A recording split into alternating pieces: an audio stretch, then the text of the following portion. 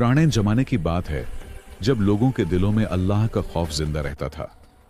Baghdad के करीब एक छोटा सा कस्बा था जहां तबरीज खान कसाई अपनी दुकान चलाया करता था।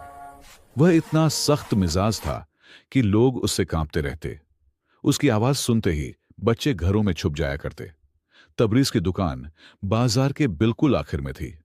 सूरज निकलते ही वह दुकान खोल देता और शाम ढलते तक काम में लगा रहता।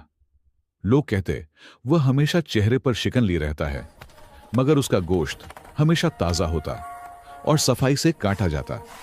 उसी कस्बे में तुगरल कम्हार भी रहता जो मिट्टी के बर्तन तैयार करता।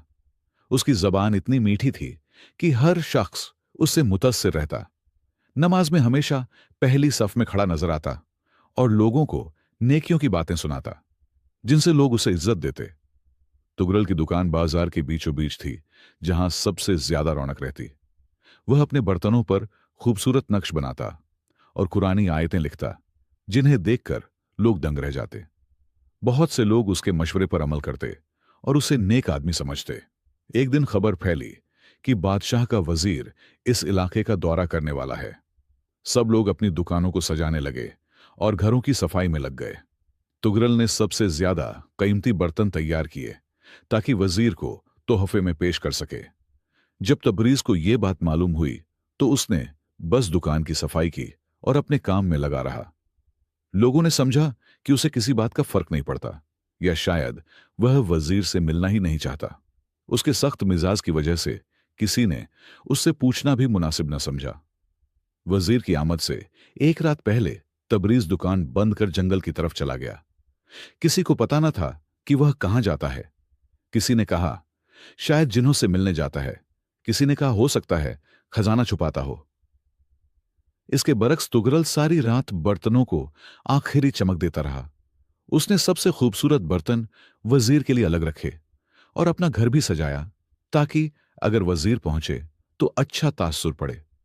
उसने दूसरों को भी मशवरे दिए कि कैसे वजीर का इस्तकबाल किया जाए। सुबह हुई तो पूरा कस्बा चहल पहल से भर गया। सड़कों की सफाई की गई, दुकानों को सजाया गया और बच्चे रंग बिरंगे कपड़े पहनकर बाहर निकल आए। तुगरल अपने तोहफे लिए सबसे आगे खड़ा था और वजीर की राह देख रहा था। लेकिन तबरीज की दुकान बंद थी। लोगों ने समझा शायद वह पहले ही कहीं गायब हो चुका है। कुछ ने कहा उसे शर्म आती होगी क्योंकि वह बदमिजाज है, मगर असल हकीकत कोई न जानता था कि तबरीज कहां गया और क्यों। जुहर के वक्त वजीर का काफिला कस्बे में दाखिल हुआ। 6 घोड़ों वाला शानदार रथ था जिसमें वजीर सफर कर रहे थे। वजीर जमीजल अहमद एक बुजुर्ग और दानिशमंद शख्स थे जिनकी सफेद दाढ़ी और चेहरे पर हिकमत के आसार साफ दिखाई देते। कस्बे वालों ने फूलों की बारिश करके वजीर का इस्तकबाल किया। तुगरल सबसे आगे था, चेहरे पर बनावटी मुस्कुराहट और हाथों में खूबसूरत बर्तन लिए। वजीर ने मुस्कुराकर सबका शुक्रिया अदा किया और मेहमान खाने की तरफ बढ़ गए। मेहमान खाने पहुंचकर वजीर ने पूछा यह जगह किस बात से मशहूर है।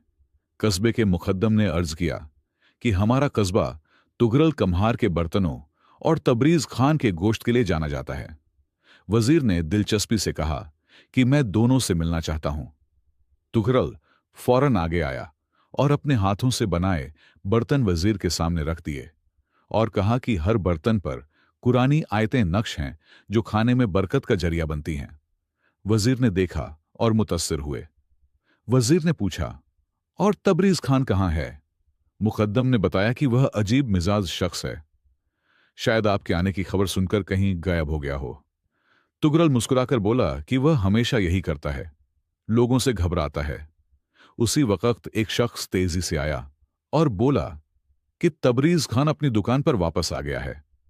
यह सुनकर वजीर की आंखों में चमक आई और उन्होंने कहा चलो पहले उसी से मिलते हैं, फिर शाम को तुगरल के पास जाएंगे।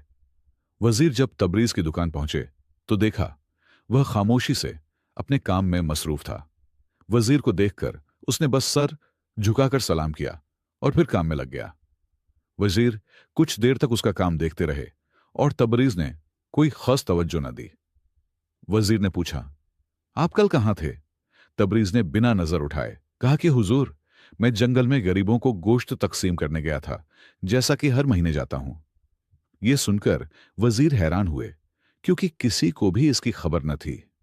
वजीर ने पूछा, क्या आपने ये बात कभी किसी को बताई? तबरीज ने सादगी से कहा, नहीं हुजूर, अल्लाह देख रहा है, वही काफी है। मैं शोहरत के लिए नहीं, अल्लाह की खुशनूदी के लिए करता हूं। यह सुनकर वजीर बहुत मुतस्सिर हुए। वजीर ने तबरीज से कुछ गोश्त खरीदा और मेहमान खाने वापस आ गए। शाम को वह तुगरल की दुकान पर पहुंचे, जहां तुगरल बेचैनी से इंतजार कर रहा था और अपनी तारीफ पर तारीफ किए जा रहा था। वजीर खामोशी से सुनते तुगरल ने वजीर को अपने घर दावत दी थी, जहां उसने बहुत सी तैयारियां कर रखी थीं। घर सजाया गया था, महंगे कालीन बिछाए गए थे और दस्तरखान पर तरह तरह के खाने रखे थे।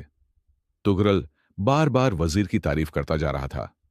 तुगरल फख्र से कहने लगा कि वह 5 वक्त नमाज पढ़ता है